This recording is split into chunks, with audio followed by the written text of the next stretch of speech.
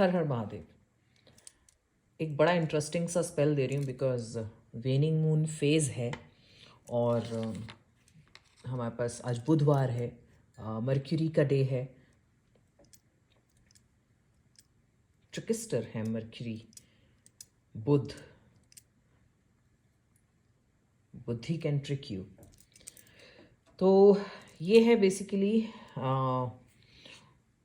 किसी भी चीज़ से जिससे आप दूर होना चाहते हैं चाहे वो आपके एनिमीज़ हैं, कोई रिलेटिव्स हैं जो आपको परेशान कर रहे हैं बहुत ज़्यादा, या आपको ऐसा लगता है कि आप किसी की ईविल आई के अंडर में हैं, या आपको लग रहा है कि आपका शत्रु आपको बहुत ज़्यादा परेशान कर रहा है, तो आपको शत्रु का नाम, कई बार ऐसा होता है हम कहते हैं हाँ हमें पता है अपने शत्रु का नाम, कई बार हमें शत्रु का नाम एक्चुअली पता नहीं होता और हम सिर्फ एक अजम्पशन के तौर पर कभी कभी नाम लिख देते हैं। तो इसमें आपको नाम नहीं लिखना है क्योंकि आप कभी भी श्योर नहीं होते इस चीज़ के बारे में अनटिल अनलेस आपके पास प्रूफ हो कि कोई आपका ख़राब कर रहा है, आपको हार्म कर रहा है, तब तक आप कभी भी नाम ना लिखें।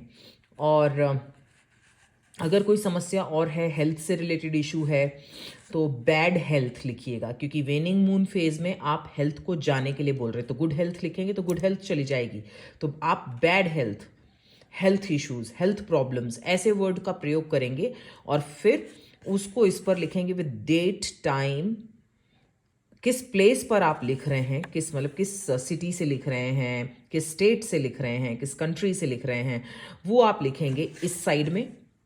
और यहाँ लिखेंगे date, time and day. Wednesday है तो वेंसडे और टाइम, जो भी टाइम है, और डेट। और यहाँ पर आप अपना रिलीजियस सिंबल बना सकते हैं and then you have to write यहाँ पर अपना problem. I banish bad health और I destroy my unknown enemies. इस तरह से जो भी चीज़ आप नहीं चाहते हैं उसको आपको लिखना है। फिर उसके बाद में यहाँ अपने इनिशियल्स आपको लिख करके, क्योंकि प्रॉब्लम है तो इसको बाहर की तरफ फोल्ड करना है। जैसे कि मैंने पहले बताया था आपको कि अगर प्रॉब्लम, जिस चीज़ को आप नहीं चाहते उसको हमेशा बाहर की तरफ, मतलब आप भेज रहे हो उसे अपने से दूर, इस तरह से आपको बाहर की तरफ फोल्ड करना है। मैंने ऑलरेडी लिख करके अपना तैयार रखा है। अब आपको एक लेमन चाहिए। लेमन तो नहीं है, ये तो बड़ा गलगल है और इस सीज़न में हिमाचल में बहुत इजीली मिल जाता है। आपको रस्टेड नेल्स चाहिए 3, और लिखने के लिए आपको ब्लैक पेन से लिखना है। जो भी आप लिखेंगे इसके अंदर वो ब्लैक पेन से लिखना है। अब आपको करना क्या है, इस बड़े नींबू को, बड़े नींबू भी मिलते हैं आजकल मार्केट में, मिल जाते हैं आजकल, तो सब चीज़ सब जगह मिल जाती है। इसको आपको काटना है। इसकी इतनी सौंधी सौंधी फ्रेश अरोमा है सिट्रस की, वाव। फिर आपको इसके बीच में ये जो स्पेस है इसको क्लियर करना है, इसमें होल बनाना है बेसिकली आपको, इतना कि आपका जो लिखा हुआ है वो इसके अंदर चला जाए। सॉरी, मुझे कोल्ड है और यहाँ पे बहुत ज़्यादा ठंड है, -डिग्री टेम्परेचर अभी हम लोग हैं यहाँ पर। तो ये जो फ्लैश है, सेंटर फ्लैश, इसको आप बाहर निकाल दीजिए और सीड्स जो हैं वो भी बाहर आप निकाल दीजिए।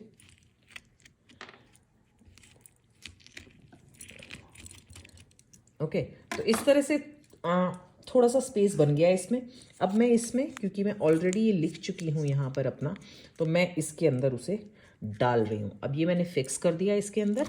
इसके ऊपर मैं लगाऊंगी ये। अगर आप इसको बहुत फास्ट रिजल्ट्स चाहते हैं इससे, तो आप इसमें सॉल्ट भी डाल सकते हैं। प्लस मतलब सॉल्ट मतलब आप खड़ा नमक जिसे हम कहते हैं, डेड सी सॉल्ट। और ज़्यादा इफेक्टिव बनाने के लिए, इसको स्ट्रॉन्ग बनाने के लिए, use some chilli pepper seeds, तो वो भी इसमें आप डाल सकते हैं। इसके बाद में आपको इसको इस तरह से बंद करना है वापस, और ये जो रस्टेड नेल्स हैं ये अंदर इस तरह से 3 डिफरेंट प्लेसेस पर लगानी है।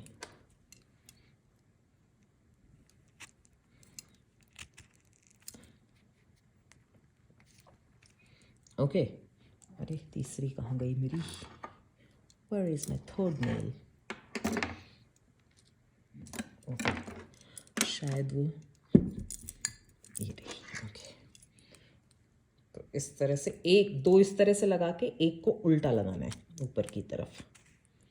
अब ये जो है सील हो गया।